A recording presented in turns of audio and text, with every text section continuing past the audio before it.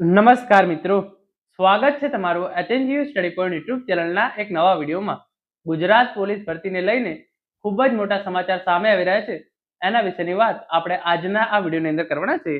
નવી પોલીસ ભરતીની જાહેરાત ક્યારે અને કેટલી જગ્યાઓ માટે કરવામાં આવશે, સાથે સાથે વર્તમાનમાં જે પોલીસ કોન્સ્ટેબલ અને પીએસઆઈની ભરતી ચાલી રહી છે એનું પરિણામ ક્યારે જાહેર કરવામાં આવશે, એના વિશેની સંપૂર્ણ માહિતી આપણે આજના આ વિડીયોની અંદર જોવાના છીએ. તો હવે શરૂ કરીએ આજનો આ વિડીયો. તો તમે જોઈ શકો છો, ગુજરાત પોલીસ ભરતીને લઈને મોટા સમાચાર.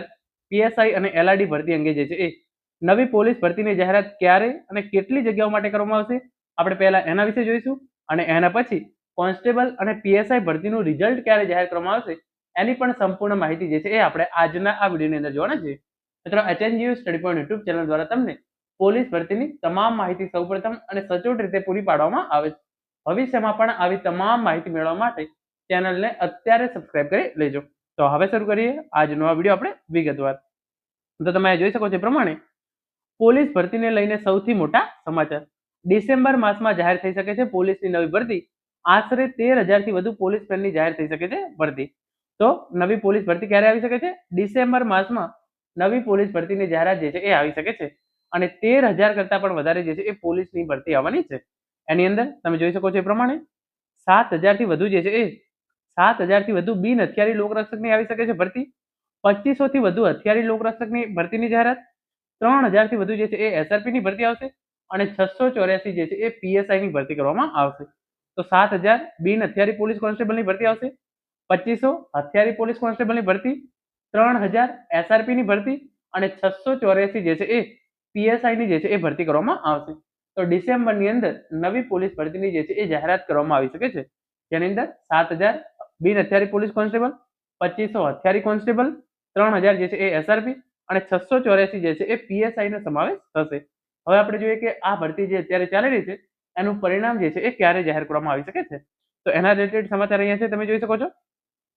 12,000 લોકરક્ષકની થયેલી ભરતી છે અંતિમ તબક્કામાં. એટલે કે અત્યારે જે પોલીસ કોન્સ્ટેબલની ભરતી જે છે એ અંતિમ તબક્કામાં છે. ટૂંક સમયમાં જાહેર થવાનું છે લોકરક્ષકનું પરિણામ. પોલીસમેનની નવી ભરતીની તૈયારી જે છે એ ગુજરાત પોલીસ ભરતી બોર્ડ દ્વારા જે છે એ શરૂ કરી દેવામાં આવી છે. પોલીસમેન બનવા માંગતા લોકોને વર્ષના અંતમાં મળી શકે છે સારા સમાચાર. તો 12,000 જેટલી જગ્યાઓ પર જે છે એ ભરતીની પ્રક્રિયા જે છે એ અંતિમ તબક્કામાં છે અને એનું પરિણામ જે છે એ ટૂંક જ સમયની અંદર જાહેર થવાનું છે. અને ગુજરાત પોલીસ ભરતી બોર્ડ દ્વારા નવી પોલીસ કોન્સ્ટેબલ અને પીએસઆઈ ભરતીની જે છે એ તૈયારી શરૂ કરી દીધી છે. અને પીએસઆઈ નું પરિણામ આવતા જે છે એ હજુ એકાદ મહિના જેટલો સમય લાગશે, કારણ કે એની અંદર જે છે એ પેપર 2 ની ચકાસણીની કામગીરી હજુ પણ શરૂ છે. અને એકવાર એ તમામ કામગીરી પૂરી થઈ જાય એના પછી ગુજરાત પોલીસ ભરતી બોર્ડ દ્વારા જે છે એ પરિણામ જાહેર કરવામાં આવશે. પરંતુ જે લોકરક્ષકોનું પરિણામ છે એ ટૂંક જ સમયની અંદર જે છે એ જાહેર કરી દેવામાં આવશે. અઠવાડિયાની અંદર અથવા તો 2 અઠવાડિયાની અંદર લોકરક્ષકનું પરિણામ જે છે એ જાહેર કરી દેવામાં આવશે.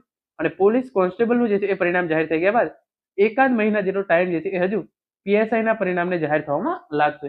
તો ઇન શોર્ટ આ હતો આજનો વિડીયો, જેની અંદર આપણે નવી પોલીસ કોન્સ્ટેબલ ભરતી ક્યારે અને કેટલી જગ્યાઓ માટે આવશે એના વિશે, સાથે સાથે જે અત્યારે પોલીસ કોન્સ્ટેબલ અને પીએસઆઈ ની ભરતી પ્રક્રિયા ચાલી રહી છે એનું પરિણામ ક્યારે આવશે એના વિશેની સંપૂર્ણ માહિતી મેળવી છે.